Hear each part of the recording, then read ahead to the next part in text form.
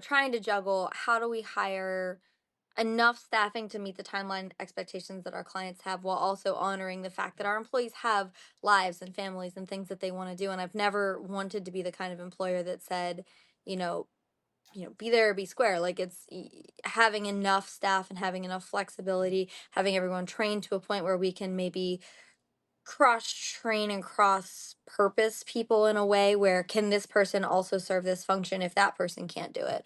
And a lot of the roles in our company can do that, and do that, but there's still, I think, just a challenge in that way of how can I extend the vision that I had for myself also to my team. So today we are joined with Anne of A to Z Event Rentals. And Ah. Anne is our small business spotlight in our business growth community. And she is joining us for this episode today as Leilani and I continue with the book Start With Why. And this is our anniversary month of starting our podcast. And therefore, we're kind of redoing this book because this book really has been a fundamental base for us in a lot of the decisions we make, especially for you, Leilani. You're the one that introduced this book to me, right? And so I'm so grateful for everything that this book has expanded in my world. And I do love the idea that when you hold on to your why, it really helps you navigate through so many things in your business. So I know, Leilani, your why personally is what? It's my family and my legacy. And the main reason why I wanted to start with this book, Start With Why, is when I first started into business back in 2010. I think, and maybe a lot of small business owners can relate to this, you kind of start in it by default. Typically, something happens to you in your journey and you're set on this path of business ownership. And then you just kind of go along, and you're making money and you're making money and you're doing good and you're growing, but you never really sit back and take a look as to why did you start this in the first place, and does it align with the greater part of impact you're trying to achieve.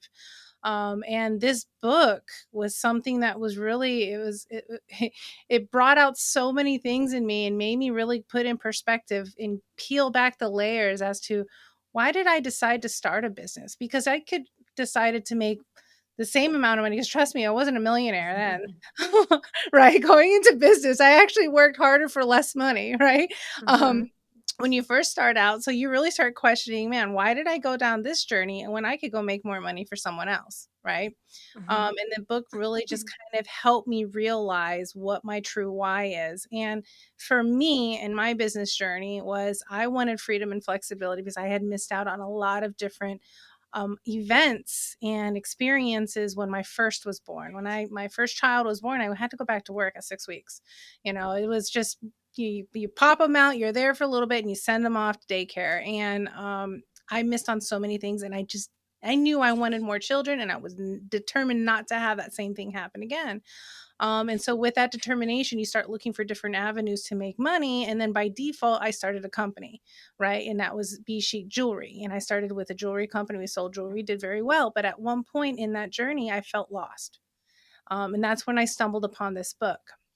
And what this book really helped me realize is that the business is not truly the reason why you're selling a product, right? It's the feeling that you're trying to, or the feeling you want to have from being in business is your why, right? And for me, it was the sense of family, unity, connection. What was I leaving for my family? How did I want them to view me? What impact did I want to have in their lives? And that is how I started viewing my company. And so from there, I was able to help transition the jewelry company, right? Because at the time it was just a jewelry company, like any other jewelry company, to transition it into a family based company. And what does that mean? That means the people who were working with me weren't employees, they were team members, they were family members. I treated them like family. Work life balance is a thing. I made sure that their well being came before to even my own or even the companies, but making sure that they were okay, that they're at the heart, because that's how you treat your family, right? My kids come in to the office. My kids were homeschooled. They would go and do school right here in the office side by side with me. They were involved in every aspect. My husband works with me. So truly became the essence of what I wanted, which was family and unity. And it all became from that book. It really did. And so, and with that, I want to ask you, aligning your why, how can you ensure that your company culture and your hiring practices and your leadership aligns with that why? Um, and in doing so, where could there be certain challenges in trying to maintain a viable business along with making sure it's aligned with why you've decided to start that business, your core why? That's a great question. And actually one that I think we're still kind of grappling with on a day-to-day basis.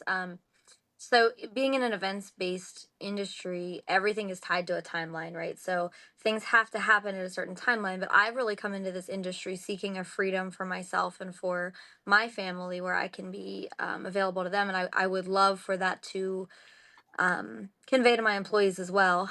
It's also hard though when we have clients and timelines to meet. So I think we honestly we're still in a growth period of this of being transparent in our timeline expectations with our employees as we hire, but also being a little bit flexible in trying to juggle how do we hire enough staffing to meet the timeline expectations that our clients have while also honoring the fact that our employees have lives and families and things that they want to do. And I've never wanted to be the kind of employer that said, you know be there or be square. Like having enough staff and having enough flexibility, having everyone trained to a point where we can maybe cross train and cross purpose people in a way where can this person also serve this function if that person can't do it. And a lot of the roles in our company can do that, and do that, but there's still I think just a challenge in that way of how can I extend the vision that I had for myself also to my team. Oh my goodness, you just spoke to my heart. And you It's just spoke. tough, right? Well, it's just you're trying to service the customer because you've been taught Hmm. this thing of the customer's always right, right? Hmm. You need to have if you don't have a customer, you don't have a business. So that's 100%. Yep. and so it's really trying to find that balance between making sure the customer is happy, right? But you Hmm. also need to be happy because at the end, if you're not happy, your company's not happy, your employees aren't happy, the customers at the end are not going to resonate with you, and you're going to lose them anyways. Right. So there's that whole dynamic that happens. um I did have a friend who had something kind of similar to that. And there's another book that we read. It's called The Pumpkin Plan, and it was a hard pill to swallow. But what the pumpkin plan pretty much does is telling you to prune out your ugly pumpkins, right? Oh, So okay. just imagine you have a field of pumpkins, and not all of them are going to grow nice, big, and juicy. So you kind of just go and say, I'm only going to focus on the big and juicy ones, the ones that they're going to bring me the most Hmm. money, but also the ones that are not as demanding, I guess you can say, and they fit the purpose of my personal vision and my what I want to achieve, right? Hmm. And so it was kind of hard for her to do these type of things, but she had to cut some customers out. And then at the end, when she was able to focus in on just the ones that were going to bring her the most, but they were able to perform within the parameters that she set. That was the big Hmm. part, was because we tend to bend over backwards for our customers because it's almost like that collaborator you talk about, Kristen. You want to make everyone happy. You want this kumbaya moment with everyone. But the unfortunate part is not everyone's going to kumbaya with you, right? So Hmm. you have to figure out which is the one that is going to jive with you and the one that isn't, um, in order to make that work. And so, like in the jewelry side of stuff, we had to like slash, I was like 60% of our catalog, right? Because you just had to go in and say, this is not servicing me. Even though this one's really making a lot of money, it's not servicing me and it's costing me a lot more. And it's creating that thorn in the side that you just say, it's not worth it type of thing. Right. I was like, Yeah. you Well, know, you know what? What's funny about that is I've always had this metaphor, and it didn't come from necessarily a book, but I remember reading, I love to garden, and I remember reading one time when I very miserably tried to grow grapes and it didn't go well. But I remember learning that a grape can support 3 liter vines, and that's it. And you have to prune the rest of it off, and really adapting that to my life of like, what are my 3 main vines that I want to feed and nourish, and what needs to be pruned off for right now. Um, it kind what of you really got. helps you to set those priorities. Yeah, same exact concept where you can only feed and water so much as your root system grows. Maybe you can let those branches vine out into other things, but you really kind of have to keep those 3 main threads. Yeah. That's exactly kind of tying together what Leilani was saying. And Exactly. so I guess I want to have you kind of dig deeper with that. Like, you've been in business now 10 years, right? You launched it 10 years ago. It was a brand Yep. new industry for you, and you've been successful for 10 years. But businesses have their ups and downs, right? So, Yes. what gets you through when you're feeling down? Like what do you do? Where does your head go? What do you do for yourself? What do you do for your business when things are rough? I am a problem solver by nature, and I attack things until I have them right. So I think for me, just like a tenacity to continue on until I feel good in my gut about whatever problem has been ailing us. Um, I think it really comes down to just perseverance. And also, we were talking about it a little bit earlier.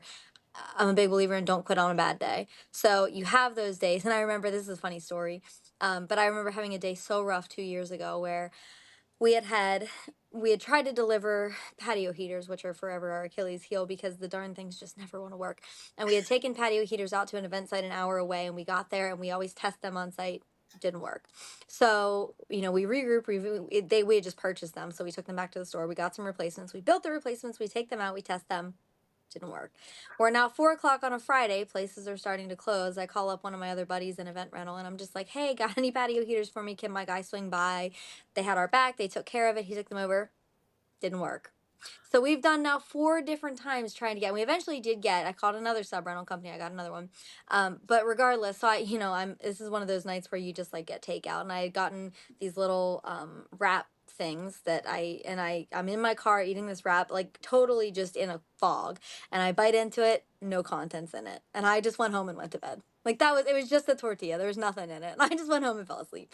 And though like you have those days, but that wasn't the day that I turned in the towel. You wake up the next day and you go, okay, let's think of a different way to get patio heaters out the door. Let's test them here before we take them out. And sometimes they still don't work. The things are just temperamental, and it doesn't really. It's a across the industry something you're going to deal with. But all that to say, you come at it from another angle. Maybe at some point you say it's not worth renting these patio heaters if it becomes enough of a problem. And we haven't come to that. It was just a really bad day that day. But that's a really long way to say what I'm trying to say. So it really sounds like your like oomph and your motivation just comes from deep within you and just Hmm. wanting to be successful for how it makes you feel, right? Yeah, Your absolutely. everything you do just stems from you just wanting to feel good and accomplished at anything you put your thumbprint on. Yeah, essentially, yeah, absolutely. I want to do the best job I can possibly do at everything I attempt to do. I completely relate to that. Like, I remember at first hearing Leilani's why when she and I would start talking about this.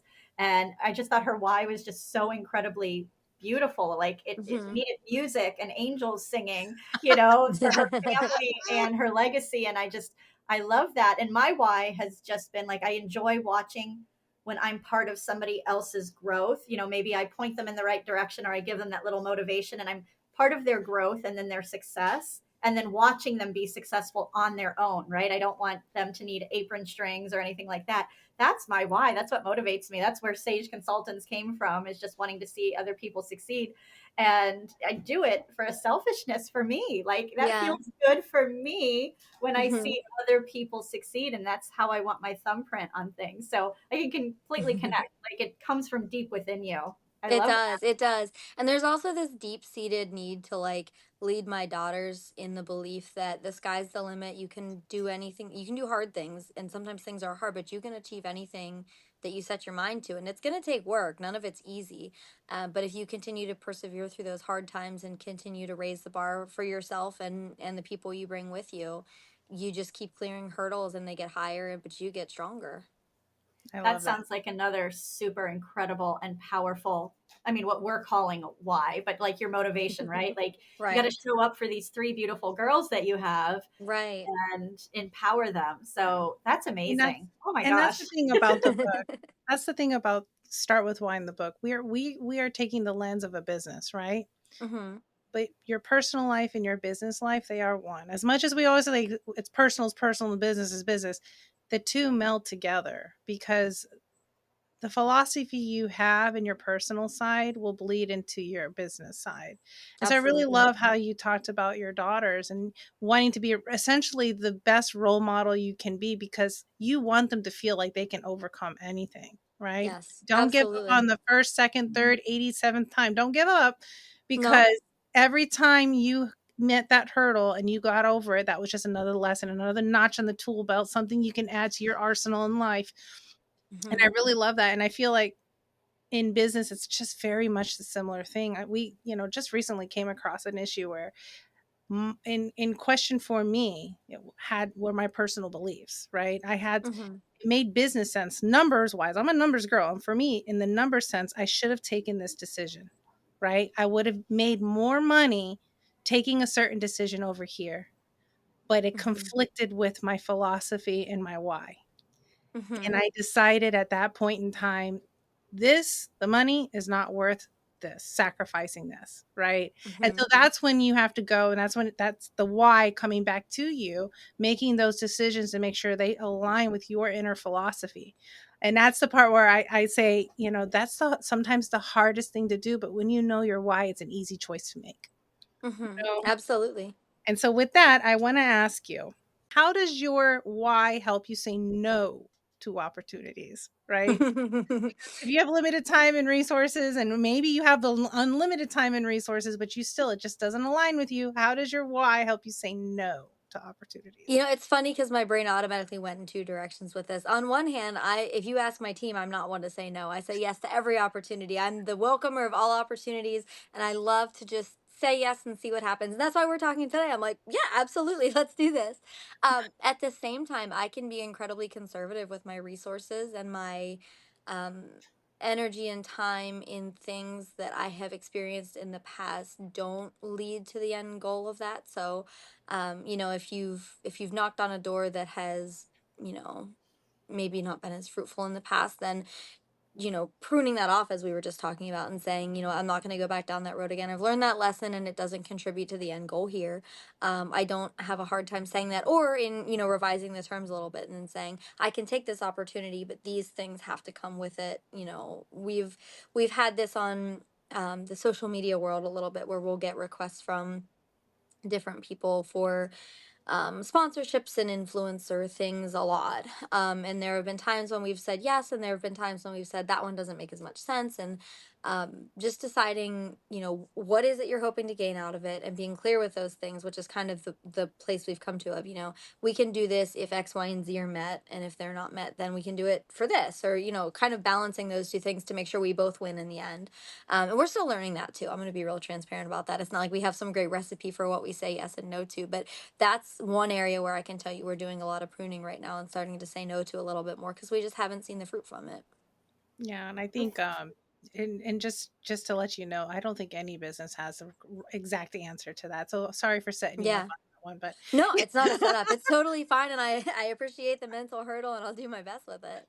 but but I think in your first 10 years of business, it's almost like we talk about those business cycles, right, Kristen? And I feel I can speak for myself. I can't speak for you, man, but I can speak for myself. I feel like in the first 10 years, that is you've moved from crawling to walking to just learning to ride a bike, right? You don't know it. Right. You're not at the car level yet. You do not put us behind heavy machinery yet, okay? Yeah. Because there's still so much that you're still learning. Yeah, right. Absolutely. Yep. And I think that's in my first 10 years, that's really what it was kind of pruning in and just saying, okay, this doesn't serve me. No, that serves me. More of that, please. Yes. And then just Hmm. you're sifting and you're sorting to the things that really work for you. And then adding that extra layer of why to make sure it aligns with your inner core philosophy of your why. Then that's the Hmm. magic juice for me. But again, there is no magic recipe, right? Everyone Hmm. has it a little bit different for everyone else, but going through, and I think there's an art to saying no as well. Hmm. I think that's the Yes. other thing. That's the underlying, you want to say no, but how do you say no friendly with a Yeah. smile and not, Yeah. make anyone feel bad and all that other. Oh, we are so bad at that, just because, especially, we have so many friends in the industry, and we want to help serve their purposes all the time. And usually those kind of things we are able to accommodate. But yeah, being able to know as a complete sentence is a hard concept for me. I can't be that person. I haven't been able to be that person, and it's just so hard to, like, I think I've gotten better with it over time, but man, you just want to make sure that they're okay with why you said no. Yeah, I struggle with that too. But Yeah, it does get easier with time. it does. Oh, it does. I've gotten The better at it in recent frequency. years. And do you have kind of like I guess, a brand vision, right? Like your website is absolutely beautiful, I have to tell Thank you. you. And your Thank you. socials are beautiful. And do you feel like that is an extension of you or an extension of who you're trying to reach or a little bit of both? Like how has like where did yeah, I don't know cuz you have so many brides and you have a Hmm. lot of events that happen out there. But was any part of who you're kind of who you were going after, did that figure into how your website felt, or was that really just an artistic expression of you? Funny enough, this kind of goes back to what we were talking about that left brain, right brain thing.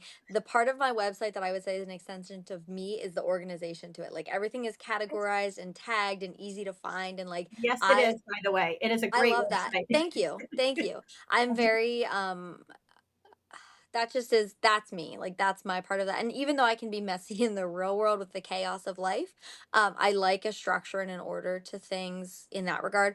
The part of it that I would say is more just the blessing of the people we've been able to work with is all of the beauty that comes through in that. So seeing the stylized products really comes from the talented vendors. I can't take any credit for that, but I can serve them an organized website that they can take and have the tools in their resource belt to be able to craft something really great and then send that back to us, and we can use that and feed that back out for more people to be able to experience something beautiful.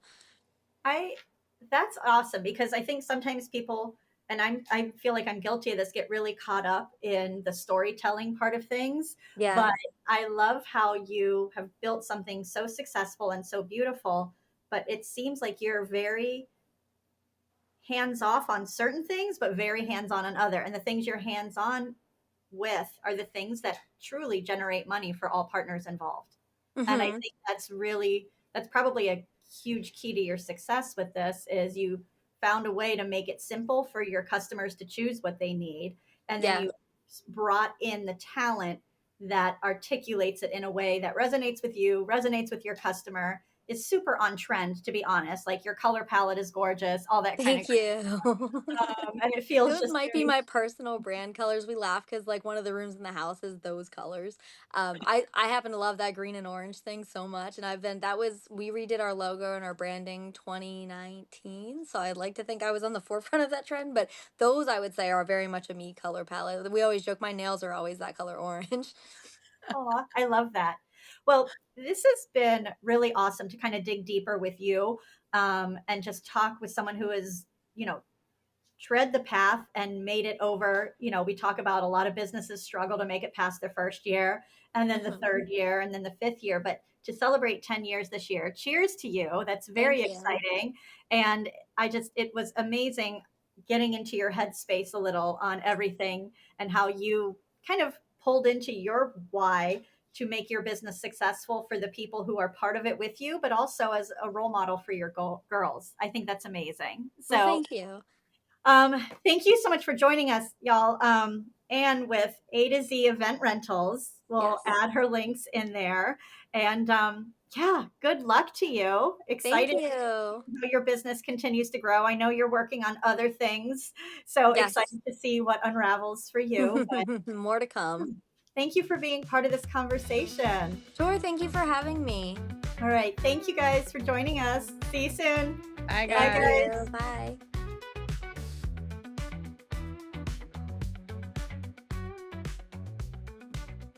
guys.